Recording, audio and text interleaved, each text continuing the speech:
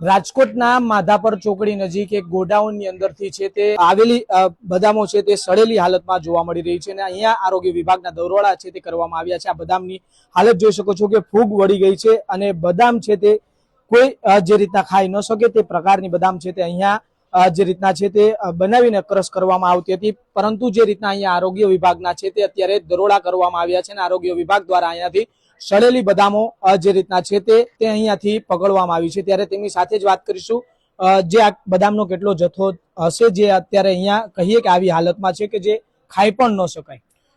ખાસ જે છે હીર એન્ટરપ્રાઇઝ કરીને જે છે યોગી ઇન્ડસ્ટ્રીયલ એરિયા માધાપર ચોકડી પાસે જામનગર રોડ પાસે આવેલું એક ઉત્પાદક પેઢી છે, જેની અંદર આપ જોઈ શકો છો કે ડ્રાયફ્રૂટનું જે છે ટ્રેડિંગનો બિઝનેસ કરવામાં આવી રહ્યો હતો અને ત્યાં સ્થળ પર તપાસ કરતા આપણને જણાઈ આવેલ છે કે જે આ ડ્રાયફ્રૂટનો જથ્થો છે તે એકદમ હલકી અને નબળી ગુણવત્તા જે તમે કહી શકો તે પ્રમાણે આપ જોઈ શકો છો। અને આ જે છે આ વસ્તુ જે છે બદામનો જે છે તેમનું કતરણ કરી અને હાલ ઉનાળાની સિઝનને અનુલક્ષીને તે છે તેનો ઉપયોગ જે છે બહોળા પ્રમાણમાં શ્રીખંડની અંદર ડ્રાયફ્રૂટ શ્રીખંડ છે, ગોલાઓની અંદર ડ્રાયફ્રૂટ ગોલાઓ છે અને આઈસ્ક્રીમ છે તો ડ્રાયફ્રૂટ આઈસ્ક્રીમ કે તેની અંદર જે છે તેના કતરણનો ઉપયોગ કરવામાં આવતો હોય છે। અને હાલ ઉનાળાની સિઝનમાં જે છે લોકો દ્વારા બહોળા પ્રમાણમાં જે છે આઈસ્ક્રીમ, ગોલા, શ્રીખંડ, ઠંડા પીણા કે જે વસ્તુનો ખૂબ ઉપયોગ કરવામાં આવતો હોય છે, તો ખાસ તેને અનુલક્ષીને આપ જોઈ શકો છો કે આ બદામ જે છે એકદમ ફૂગ વળી ગયેલી આપને જોવા મળી રહી છે અને બિલકુલ જે છે હલકી ગુણવત્તાની આપને જોવા મળી રહી છે।